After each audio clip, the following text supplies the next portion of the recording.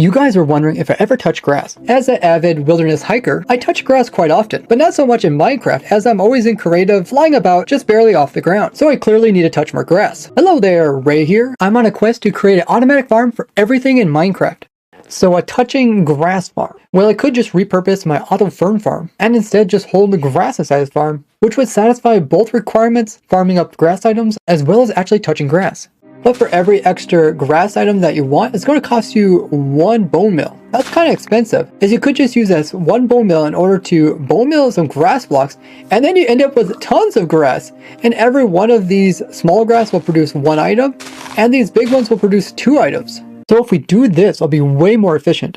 Instead of the player applying bone meal to the grass block, we can have a dispenser pointing into the grass block and powering it, which will do the exact same thing. So with a small observer clock, we can easily have it constantly bone meal this and produce vegetation all around it. The question is, how big does it actually go out producing grass and flowers? And you can see it's actually a quite large area. It's actually 6 blocks out from the center in each direction. So if this is our center block where we're going to have a bone mill, we're going to have our dispenser underneath of it. So it's not taking up any room here at the top where we're going to place in grass blocks. We'll have it pointing upwards, and this actually will still cause it to bone mill it. Now, since we know the dispenser can place grass up to 6 more blocks in all 4 directions, we're going to add 6 blocks onto each of these sides here.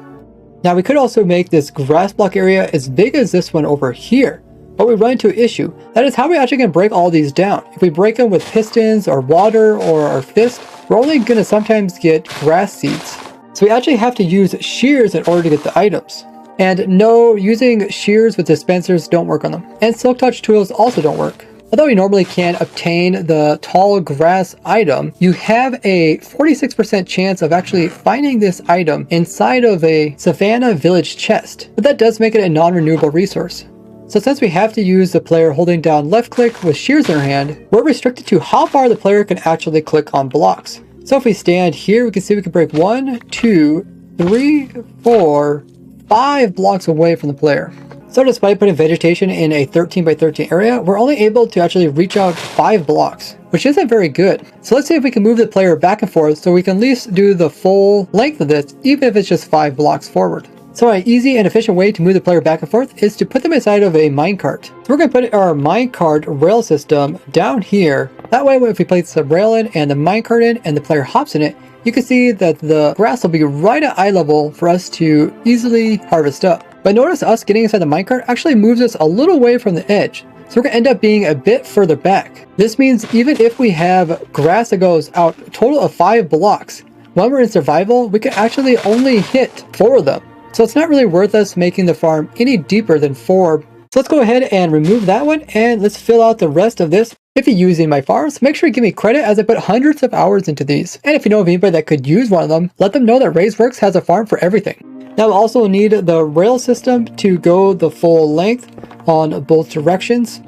And let's also continue the rail the full length as well. Now we're a bit close to getting this automated, but we got a problem here, and that is our minecart doesn't actually move because we don't have any power rails. So let's switch out this one here with a power rail, and let's go in and power that up with a lever. But if we try running the farm now, what's going to happen is our minecart is just going to fly off the edge. So we'll need to have a little bumper here to send the player back. But now the minecart will just get stuck in the corner, so we're going to have a power rail that sends the player back. And to power that rail, instead of having a lever, we're just going to use a detector rail, because the detector rail will actually power the power rail and send it back. We'll do the same thing on this side. So now the player moves back and forth, but our dispenser is actually not automatically putting out any bone meal. Currently we have it right here underneath of this block.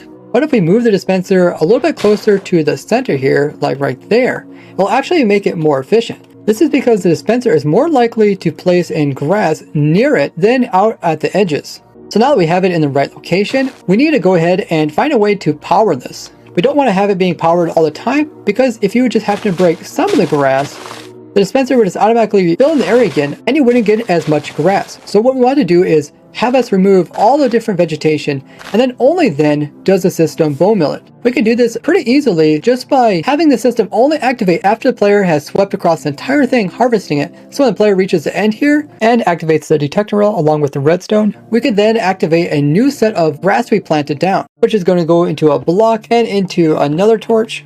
We'll use this torch to power this dispenser, but before we do that, we're going to have a dropper that is going to help put in bone meal that's facing up into this dispenser. We're going to also have another dropper that's pointing into that one. That way this torch system not only activates the dispenser, but it also helps push bone meal to refill it. And we can come over here and have a hopper and another one, and we'll put a chest here where we can place in our bone meal to keep the system going while we're AFK. If you want, you can hook this directly up to your bone meal farm. I showed tons of different bone meal farms in this playlist here. I would recommend using my moss farm. We'll also need to repower that power rail there, and we'll do this just by placing the lever over here. So now when Minecraft reaches the end, it automatically will bone meal it. And we will want the system to do this going both directions. So we'll want to continue this redstone and mirror it just like it is on that side, but connect it up with this detector rail over here. So now it doesn't matter which side we hit, it will automatically resupply. Let's go ahead and close up that hole there and give this thing a try. You can see now we have a different issue, and that is items are popping off and flying all about, but some of them even falling outside the farm. Let's go ahead and surround the farm with some blocks. I'm using glass so it's easy to see the farm operating. If you're enjoying the video so far, make sure to leave a like and subscribe so you don't miss out on seeing my next crazy farm. And we're going to do this for these three sides. When it comes to this side over here, we can't place blocks directly inside the player's head, otherwise he can't operate the shears that he's holding. So we're just going to come in with a single layer at this height over here, but we do want to fill in this gap, that way the items don't end up falling onto the rail. So we're going to come in with some slabs to fill up most of it, and the player is still able to look underneath of these.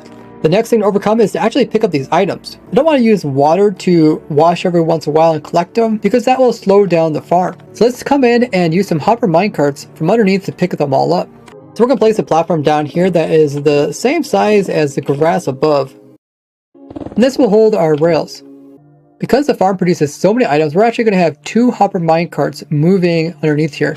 We're going to have one that starts over there in this corner, have a couple power rails, it's going to move across, kind of zigzag itself around, and then repeat itself on this track. The second one's going to be on this track over here, where it's going to start over here, and go around through some power rails and make this little loop. So now we just have to come in and actually power these rails. So we're just going to come in underneath each of these rails and place in some levers. For the power rail that's over here, we can't place a lever directly because they'll power this here. So we'll just go ahead and lower this down by one, and now it'll work. Now once you have that set up like this, we're going to come in and swap out this one for a power rail. That way the hopper minecart doesn't get stuck here when it accidentally collides with this nearby one. Now with this rail setup, there is some dead zones, like just underneath of this dispenser, it can't pick up those items, or like where both these rails go opposite directions, items could get stuck right there. But after the hopper minecart picks up all the items, we need to actually drop them off. So we're going to have a loading station that comes out this direction, and we'll have the chest be sitting right over here, one chest like this, and another one over here. We're going to have two hoppers pointing into those. Rail system will go up to them on top of it, and then this one will be a power rail. We'll also have a block for it to bump up against, and we're going to detect what's inside the hopper so we know when it's empty and ready to take off. We're going to do this with a comparator that's going to be pointed into a block, which is going to go into a torch, and that's going to go up into a block, and this repeater is set to 1 delay. It will then push the power into this rail here.